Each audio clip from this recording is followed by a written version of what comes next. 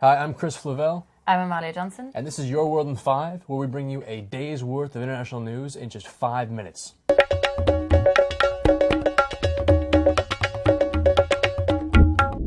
The big story this week, indeed perhaps the only story this week, is swine flu. Nearly 200 are believed to have been killed by a previously unknown variety of the flu, and nearly 2,000 more have been tested positive. What began as a spike in flu cases in Mexico has become, in the course of just a few days, the biggest pandemic scare since SARS in 2003.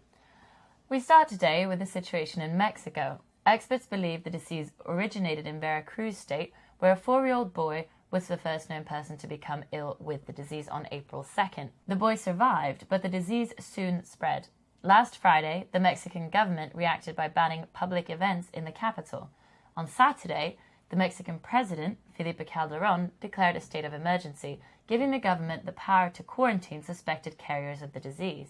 That same day, the U.S. Secretary of Homeland Security, Janet Napolitano, declared a public health emergency in this country.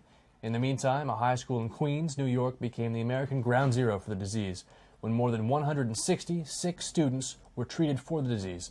Some of those students had just returned from a trip to Mexico.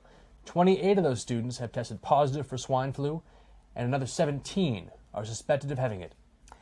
Meanwhile, swine flu cases spread throughout the United States. 13 confirmed cases in California, 6 in Texas, 2 in Kansas, 1 in Ohio, and suspected cases in Michigan and New Jersey.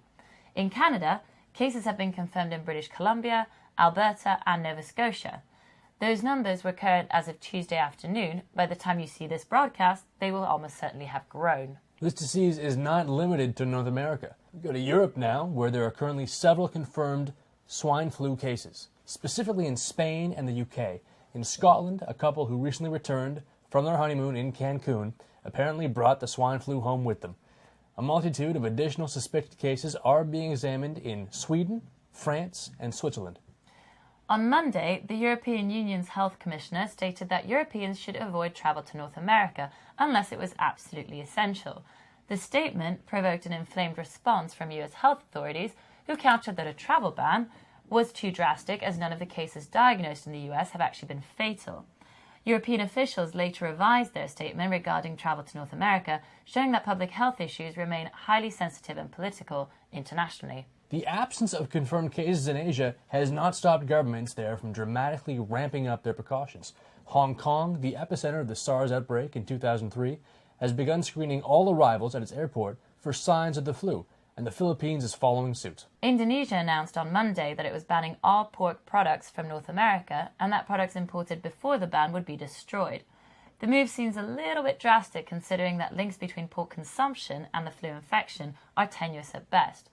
More worrying is the speed with which the virus transmits from human to humans, which has led to a multitude of countries tightening their immigration and airport security. For now, Barack Obama's position seems to be the wisest one. This is a cause for concern, but not for panic. The panic comes later. And that's it for us. I'm Amalia. And I'm Chris. Thanks for joining us, and see you next time. We hope.